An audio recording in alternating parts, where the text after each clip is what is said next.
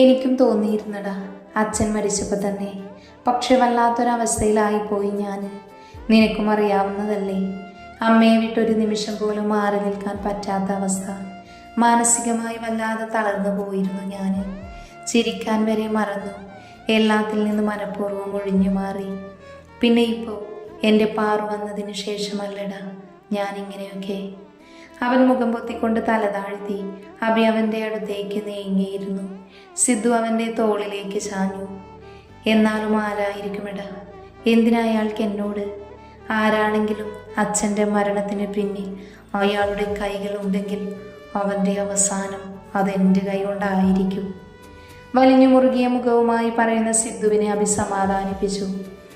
എന്തായാലും ആ കാറിൻ്റെ നമ്പർ ഞാൻ നോട്ട് ചെയ്ത് വെച്ചിട്ടുണ്ട്, അതുവഴി ഒന്ന് അന്വേഷിക്കാം. സിദ്ധു ഒന്ന് അമർത്തി മൂളിക്കൊണ്ട് കിടക്കയിലേക്ക് ചാഞ്ഞു. അഭി താഴേക്കിറങ്ങി പാറുവിൻ്റെ അടുത്തേക്ക് നടന്നു. പാറു മോളെ, നീ ഒന്ന് സിദ്ധുവിൻ്റെ അടുത്തേക്ക് ചെല്ല്. അഭി പറഞ്ഞതും പാറു അവനെ ഭീതിയോടെ നോക്കി. അവളുടെ നോട്ടം കണ്ട് അവളുടെ കവിളിൽ തലോടി. ഒന്നുമില്ലടാ, അവനിപ്പോൾ കുറച്ച് ഡിസ്റ്റർബാണ്, നീ ഒന്ന് ചെന്ന് നോക്കിയാക്ക്. അവൻ പറഞ്ഞതും പാറു വേഗം റൂമിലേക്ക് ഓടി. റൂമിലേക്ക് കയറി വാതിൽ പതിയെ ചാരിക്കൊണ്ട് അവൾ ബെഡിൽ കിടക്കുന്ന സിദ്ധുവിൻ്റെ അടുത്തേക്ക് കിടന്ന് അവനെ ചുറ്റിപ്പിടിച്ച് അവൻ്റെ കൈക്കുള്ളിലേക്ക് മുഖം പൊഴുത്തി. അവൻ തലചരിച്ച് അവളെ ഒന്ന് നോക്കി. അവൻ നോക്കുന്നത് കണ്ട് ഒന്നുകൂടെ അവളിൽ ഉള്ളിലേക്ക് വലിഞ്ഞു. അവളുടെ കുറുമ്പ് കാണുക അവൻ്റെ മനസ്സ് പതിയെ ശാന്തമാകുന്നത് അവൻ അറിയുന്നുണ്ടായിരുന്നു. അവൻ ചിരിച്ചുകൊണ്ട് അവളുടെ അടുത്തേക്ക് ചെരിഞ്ഞു കിടന്നു. അവൾ ഒളി കണ്ടിട്ട് അവനെ ഒന്ന് നോക്കി. അവൻ ചിരിക്കുന്നത് കണ്ടതും അവളുടെ മനസ്സ് നിറഞ്ഞു. പുഞ്ചിരിച്ചുകൊണ്ട് അവൻ്റെ കവിളുകളിൽ ചുണ്ടുകൾ ചേർത്തു. അവൻ കണ്ണുകൾ അടച്ചു പിടിച്ച് അവളെ സ്വീകരിച്ചു. ചില സമയങ്ങളിൽ പ്രിയപ്പെട്ടവരുടെ വാക്കുകളെക്കാളും പ്രസക്തി അവരുടെ സാമീപ്യം തന്നെ ആയിരിക്കും. എന്താ നിന്റെ പ്ലാന്? ഇനിയും ഒരു ആക്സിഡന്റ്? അത് ശരിയാകുമോ? ഓരോ തവണയും അവൻ വഴുതി പോകുവാണല്ലോ. കയ്യിലെ മദ്യം നുണഞ്ഞുകൊണ്ട് അവൾ അവൻ്റെ നേരെ നോട്ടമിട്ടുകൊണ്ട് പറഞ്ഞു. അവനൊന്ന് പുച്ഛിച്ച് ചിരിച്ചു. ഓരോ തവണ അവൻ വഴുതി പോകുമ്പോഴും അവനിലേക്കുള്ള എൻ്റെ പക കൂടുകയാണ്. ഇനിയൊരു ആക്സിഡന്റ് അത് വേണ്ട. ഞാൻ തന്നെ നേരിട്ട് ഇറങ്ങാൻ പോകുക. അവനെ തകർക്കാനുള്ളത് എനിക്ക് കിട്ടിക്കഴിഞ്ഞു.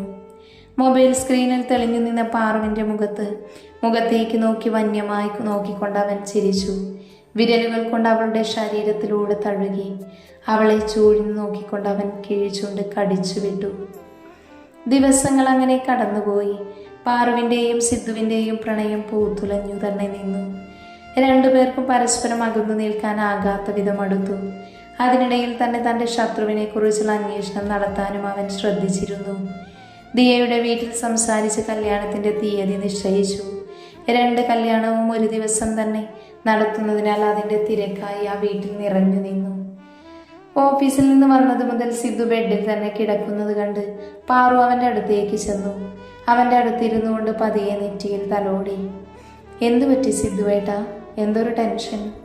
അവളത് ചോദിച്ചതും അവൻ അവളുടെ മാറിലേക്ക് തലവെച്ച് അവളോട് പറ്റിച്ചേർന്ന് കിടന്നു. അവളൊന്ന് ചിരിച്ചുകൊണ്ട് അവനെ പൊതിഞ്ഞു പിടിച്ചു. ഡൽഹിയിൽ ഒരു മീറ്റിംഗ്, 2 ദിവസത്തെ റെപ്രസെൻറ്റീവായി ഞാൻ പോകണം. അങ്ങനെ തന്നെ കിടന്നുകൊണ്ട് അവൻ പറഞ്ഞു. കുറച്ചു സമയം അവർക്കിടയിൽ മൗനം നിറഞ്ഞു. അവൻ അവളെ തല ഉയർത്തി നോക്കി. അവൾ എന്തോ ചിന്തിച്ചിരിക്കുക. ഡി, ഞാൻ പറഞ്ഞത് നീ കേട്ടോ? അവൻ അവളെ നോക്കിക്കൊണ്ട് ചോദിച്ചു. അവൾ അവനെ നോക്കി ചെറുതായി ഒന്ന് ചിരിച്ചു. കേട്ടല്ലോ, 2 ദിവസമല്ലേ? സിദ്ധുവേട്ടന് ഇതിനു മുന്നേ എത്ര തവണ പോയിരിക്കുന്നു? ഇപ്പം എന്താ? അവൾ അവൻ്റെ കവിളിൽ തലോടിക്കൊണ്ട് ചോദിച്ചു. അവൻ അവളുടെ കണ്ണുകളിലേക്ക് നോക്കി. അതുപോലെയാണോ ഇപ്പോൾ? നീയില്ലാതെ ഇത് പറ്റില്ല പാറു. പക്ഷേ ക്യാൻസൽ ചെയ്ത നമ്മുടെ ബിസിനസ് അത് നന്നായി ബാധിക്കും. അവൻ നിരാശയോടെ പറഞ്ഞുകൊണ്ട് അവളുടെ മേലേക്ക് ചാഞ്ഞു. അവൾ അവൻ്റെ മുഖം പിടിച്ചുയർത്തി. ഇങ്ങോട്ട് നോക്ക് സിദ്ധുവേട്ടാ, 2 ദിവസമല്ലേ, അതൊക്കെ പെട്ടെന്ന് പോകും. ഈ ഇടയായി നല്ല മടി വരുന്നുണ്ട് കേട്ടോ. അവൾ കുറുമ്പോട് അവൻ്റെ താടി വലിച്ചുകൊണ്ട് പറഞ്ഞു. അവൻ അവളെ കൂർപ്പിച്ചു നോക്കിക്കൊണ്ട് അവളെ വിട്ട് ബെഡിലേക്ക് മലർന്നു കിടന്നു. അവൾ നാക്ക് കടിച്ചുകൊണ്ട് അവൻ്റെ അടുത്തേക്ക് ചേർന്ന് കിടന്ന് അവനെ ചുറ്റിപ്പിടിച്ചു. അവൻ ദേഷ്യത്തോടൊന്ന് നോക്കിക്കൊണ്ട് ചെരിഞ്ഞു കിടന്നു. അത് കണ്ട് അവൾ ചുണ്ട് പിളർത്തിക്കൊണ്ട് അവനെ ഒന്ന് തോണ്ടി. സിദ്ധുവേട്ടാ, ഇങ്ങോട്ട് നോക്കുന്നേ, സോറി. അവൾ അവൻ്റെ ഷർട്ടിൽ പിടിച്ചു വലിച്ചുകൊണ്ട് പറഞ്ഞു. അവൻ തിരിഞ്ഞു കിടന്ന് അവളെ കൂർപ്പിച്ചു നോക്കി. പിന്നെ ചുണ്ട് കൂട്ടിക്കൊണ്ട് മുഖം മാറ്റി. അവൻ്റെ കള്ളപ്പിണക്കം കണ്ട് അവൾക്ക് ചിരി വരുന്നുണ്ടായിരുന്നു. അവൾ മെല്ലെ എഴുന്നേറ്റ് വാതിൽ കുറ്റിയിട്ടുകൊണ്ട് അവൻ്റെ അടുത്തേക്ക് നീങ്ങിക്കിടന്നു. അവൻ അവളുടെ ചെയ്തികളെല്ലാം കാണുന്നുണ്ടായിരുന്നു. ചുണ്ടിൽ ചിരി ഒളിപ്പിച്ചുകൊണ്ട് അവൻ ഗൗരവത്തോടെ നിന്നു. അവൾ പതിയെ അവൻ്റെ കൈയെടുത്ത് അവളുടെ ഇടുപ്പിലേക്ക് വെച്ചു. അവൻ്റെ മുഖം അവളുടെ നേരെ തിരിച്ചു. അവൻ അവളുടെ കണ്ണുകളിലേക്ക് ഉറ്റുനോക്കി. അവളുടെ മുഖത്ത് വല്ലാത്ത വശ്യത നിറഞ്ഞു നിൽക്കുന്നത് അവൻ അറിഞ്ഞു. ചുണ്ടിലെ ചിരിയോട് അവൾ അവൻ്റെ നെറ്റിയിൽ മുത്തി. അവിടെ നിന്നും അവളുടെ ചുണ്ടുകൾ അവൻ്റെ മൂക്കിലൂടെ ഇഴഞ്ഞ് ചുണ്ടിൽ തട്ടി നിന്നു. അവൾ കണ്ണുകൾ ഉയർത്തി അവനെ ഒന്ന് നോക്കി. അവൻ അവളെ തന്നെ നോക്കി നിൽക്കുന്നുണ്ടായിരുന്നു. അവൻ്റെ നോട്ടത്തിൽ അവൾ വല്ലാതെ വിറച്ചുപോയി. കൈകൾ കൊണ്ട് അവൻ്റെ കണ്ണുകൾ അവൾ അടക്കി പിടിച്ചു. അവൻ്റെ ചുണ്ടുകളിലേക്ക് പതിയെ തൻ്റെ ചുണ്ടുകൾ മുട്ടിച്ചു വെച്ചു. ചെറുതായൊന്ന് മുത്തി അവൾ. അവൻ്റെ കൈകൾ അവളുടെ ഇടുപ്പിൽ മുറുകിയിരുന്നു. ആ നിമിഷം അവൻ്റെ പിടുത്തത്തിൽ അവളുടെ ശരീരം വല്ലാതെ പിടഞ്ഞുപോയി. അവളുടെ ഉള്ളിലെ പ്രണയം അടക്കി നിർത്താൻ അവൾക്ക് കഴിഞ്ഞിരുന്നില്ല. ആ നിമിഷം അവൻ്റെ അതിരങ്ങൾ പതിയെ കടിച്ചെടുത്ത് നുണഞ്ഞെടുത്തു അവൾ. അവൻ ഞെട്ടിക്കൊണ്ട് കണ്ണുകൾ തുറന്നു നോക്കി. കണ്ണുകൾ ഇറുക്കെ അടച്ച് തന്നെ ചുംബിക്കുന്ന പാറുവിനെ കണ്ട് അവൻ്റെ കണ്ണുകൾ വിടർന്നുപോയി. അവളുടെ ചുംബനത്തിൻ്റെ ലഹരിയിൽ അവൻ്റെ കണ്ണുകൾ കൂമ്പിയടഞ്ഞുപോയി. അത്രയും മൃദുലതയോടെയാണ് അവൾ ചുംബിക്കുന്നത്. അവൾ ആവേശത്തോടെ അവനെ ചുംബിച്ചുകൊണ്ടിരുന്നു. നാവുകൾ തമ്മിൽ തൊട്ടതും അവൻ അവളെ മറിച്ചു കിടത്തി. അവൻ മുകളിലും അവൾ താഴെയുമായി അവർ മത്സരിച്ച് ചുംബിച്ചു. കീഴ്ചുണ്ടിൽ നിന്ന് മേൽചുണ്ടിലേക്കും അവൻ ചേക്കേറി. പൂവിൽ നിന്ന് തേൻ കുടിക്കുന്ന വണ്ടിനെ പോലെ അവൻ അവളുടെ അതിരങ്ങളിൽ പാറി നടന്ന് തേൻ വലിച്ചു നുണഞ്ഞു കുടിച്ചു. പുറത്തു നിന്നും വീശുന്ന കാറ്റ് അവരെ തഴുകി കടന്നുപോയി. അവൻ്റെ കൈകളുടെ ചലനം അവൾക്ക് നിയന്ത്രിക്കാൻ കഴിഞ്ഞിരുന്നില്ല. അവളിലെ സാരിയുടെ തലപ്പ് മാറ്റിക്കൊണ്ടവൻ അവളുടെ മാറിലേക്ക് മുഖം പൂഴ്ത്തി.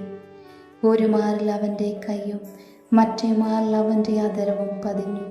ആ നിമിഷം അവൾ ബെഡിൽ നിന്നും ഒന്ന് ഉയർന്നു പൊങ്ങി. അവളുടെ പതുപതുത്ത മാറിനെ അവൻ നുണഞ്ഞെടുത്തിരുന്നു.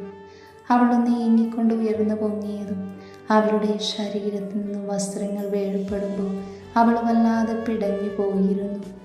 അവളിലെ ആഴങ്ങളെ സ്വന്തമാക്കുമ്പോൾ അവൻ വല്ലാതെ കിതച്ചു പോയിരുന്നു. അവളുടെ കൈകൾ ബെഡിൽ മുറുകിയിരുന്നു. ഒടുവിൽ തളർന്നുകൊണ്ട് അവളുടെ അണിവയറിൽ തലചായ്ച്ച് കിടക്കുമ്പോൾ രണ്ടുപേരുടെ അതിരങ്ങളിലും നിറഞ്ഞ പുഞ്ചിരി ഉണ്ടായിരുന്നു. രാവിലെ എഴുന്നേറ്റത് മുതൽ പാറുവിന് വല്ലാതെ സങ്കടമായിരുന്നു. അവൻ്റെ മുന്നിൽ ചിരിച്ചു നിൽക്കുമ്പോഴും അവളുടെ ഉള്ളിൽ നീറുകയായിരുന്നു. ഒരു നിമിഷം പോലും അവനെ അകന്നു നിൽക്കാൻ അവൾക്കായിരുന്നില്ല. സിദ്ധുവേട്ട, ഞാനില്ലെന്ന് കരുതി ഭക്ഷണം കഴിക്കാതെ ഇരിക്കരുത്. പിന്നെ മീറ്റിംഗ് എന്നും പറഞ്ഞ് റെസ്റ്റ് ഇല്ലാതെ വർക്ക് ചെയ്യരുത്, കേട്ടല്ലോ. നന്നായി ഉറങ്ങണം. അവൻ്റെ ഡ്രസ്സെല്ലാം ബാഗിൽ എടുത്തു വെച്ചുകൊണ്ട് പറയുന്നവളെ അവൻ ഇമചിമ്മാതെ നോക്കി നിന്നു. അവൻ്റെ ഭാഗത്തുനിന്നും പ്രതികരണമൊന്നും കേൾക്കാത്തതിനാൽ അവൾ തിരിഞ്ഞു നോക്കി. തന്നെ നോക്കി നിൽക്കുന്ന സിദ്ധുവിനെ കണ്ട് അവൾ ചിരിച്ചുകൊണ്ട് അവൻ്റെ അടുത്തേക്ക് നടന്നു. അവൻ്റെ ഷർട്ടിൻ്റെ കോളറിൽ നേരെയാക്കിക്കൊണ്ട് താടിയിൽ പതിയെ തലോടി. അവൻ അവളുടെ കണ്ണുകളിലേക്ക് ഉറ്റുനോക്കി. കണ്ണുനീർ തടുത്തു പിടിച്ചുകൊണ്ട് നേർത്ത പുഞ്ചിരിയോടെ തന്നോട് സംസാരിക്കുന്ന അവളെ അവൻ പൊതിഞ്ഞു പിടിച്ചു. അവൾ അവൻ്റെ നെഞ്ചിലേക്ക് മുഖാമർത്തി. കണ്ണുകളിൽ നിന്നും കണ്ണുനീർ ഒലിച്ചിറങ്ങി. കൈകൾ വല്ലാതെ വിറച്ചുപോയി. തന്നെ ഇറുക്കി പുണർന്നു നിൽക്കുന്ന അവളെ അവൻ ചേർത്ത് പിടിച്ചുകൊണ്ട് പറഞ്ഞു, ഒന്നുമില്ലടാ, 2 ദിവസമല്ലേ, ഞാൻ പെട്ടെന്ന് പോയിട്ട് വരാൻ കേട്ടോ. അവളുടെ മുഖം അവൻ പതിയെ ഉയർത്തി. ചുവന്ന കണ്ണും മൂക്കും വിതുമ്പുന്ന അതരങ്ങളും കണ്ടവൻ അവളുടെ കവിളിൽ പതിയെ തലോടി. ഇങ്ങനെയാണെങ്കിൽ ഞാൻ പോകില്ല കേട്ടോ പാറു. അവൻ പറഞ്ഞതും അവൾ വേഗം കണ്ണുകൾ തുടച്ചുകൊണ്ട് അവനെ നോക്കി. അവൻ ചിരിച്ചുകൊണ്ട് ബാഗെടുത്ത് അവളെയും കൂട്ടി താഴേക്ക് നടന്നു. സുഭദ്ര അവനെ ചേർത്ത് പിടിച്ച് തലയിൽ പതിയെ തലോടി. അജു കാറ് സ്റ്റാർട്ട് ചെയ്തു. ബാഗ് ഡിക്കിയിൽ വെച്ചുകൊണ്ട് അവൻ പാറുവിനെ തിരിഞ്ഞു നോക്കി. അവൾ അവനെ നോക്കി മങ്ങിയ ചിരി ചിരിച്ചു. അവൻ അവളെ ചേർത്ത് പിടിച്ച് നെറ്റിയിൽ ചുണ്ടുകൾ ചേർത്തു. പെട്ടെന്ന് കാറിൽ കയറി അവളെ തിരിഞ്ഞു നോക്കാതെ അവൻ പോയി. അവൻ പോയതും അവൾ റൂമിലേക്ക് ഓടി കട്ടിലിൽ കമിഴ്ന്നു കിടന്നു. കണ്ണുകൾ അത്ര നേരവും പിടിച്ചു വെച്ചത് ചാലിട്ടൊഴുകി. കട്ടിൽ അവൻ അഴിച്ചു വെച്ച ഷർട്ട് ചുരുട്ടി പിടിച്ചവൾ തേങ്ങിക്കൊണ്ടിരുന്നു. എൻ്റെ ദേവു, ഒന്ന് പെട്ടെന്ന് ഇറങ്ങ്. ഇപ്പോഴെങ്കിലും ഇറങ്ങിയാൽ രാത്രിക്ക് മുന്നേ തിരിച്ചെത്തൂ. ഹാളിൽ നിന്ന് മുകളിലേക്ക് നോക്കി സുഭദ്ര വിളിച്ചു പറഞ്ഞു.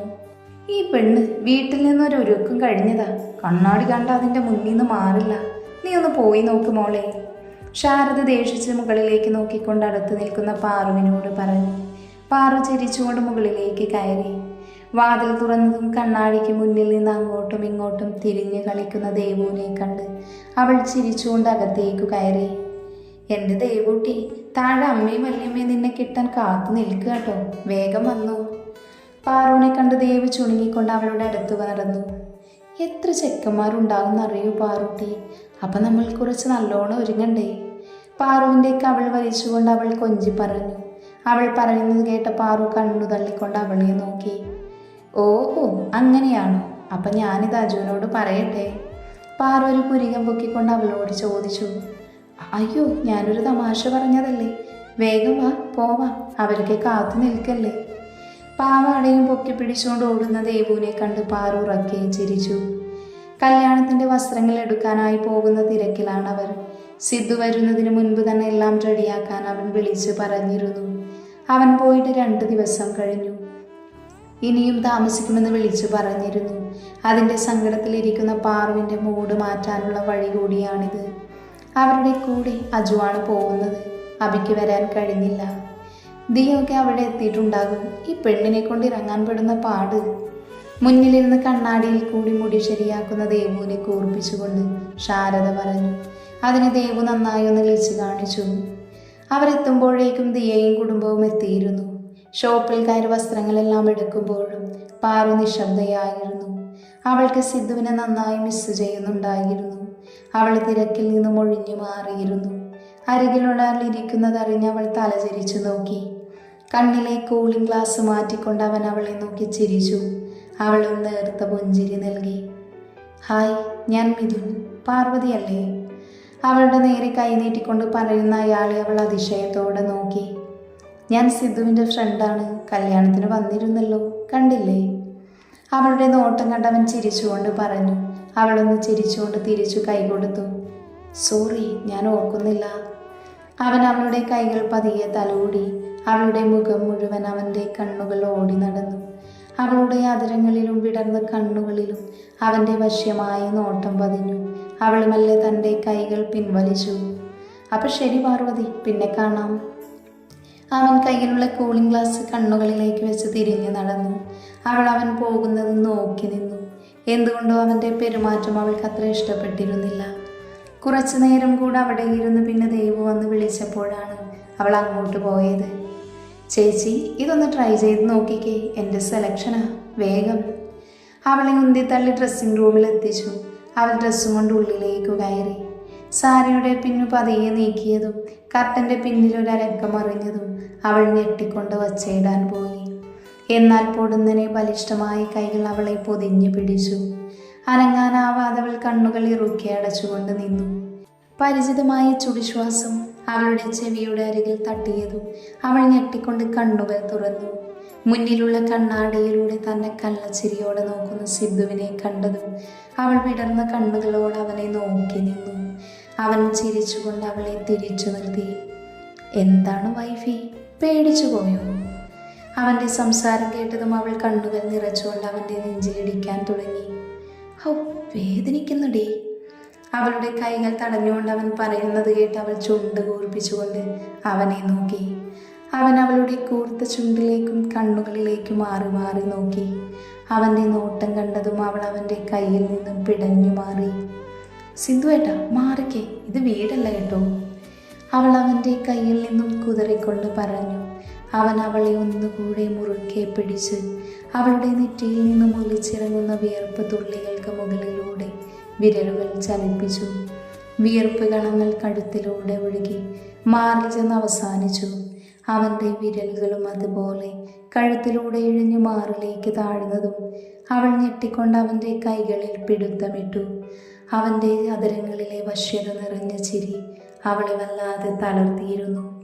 അവൻ അവളുടെ അടുത്തേക്ക് മുഖം അടുപ്പിച്ച് മേൽചുണ്ടിന് മുകളിൽ പറ്റിപ്പിടിച്ചു നിൽക്കുന്ന വിയർപ്പ് തുള്ളികളെ നാവിനാൽ തടുകിയെടുത്തു.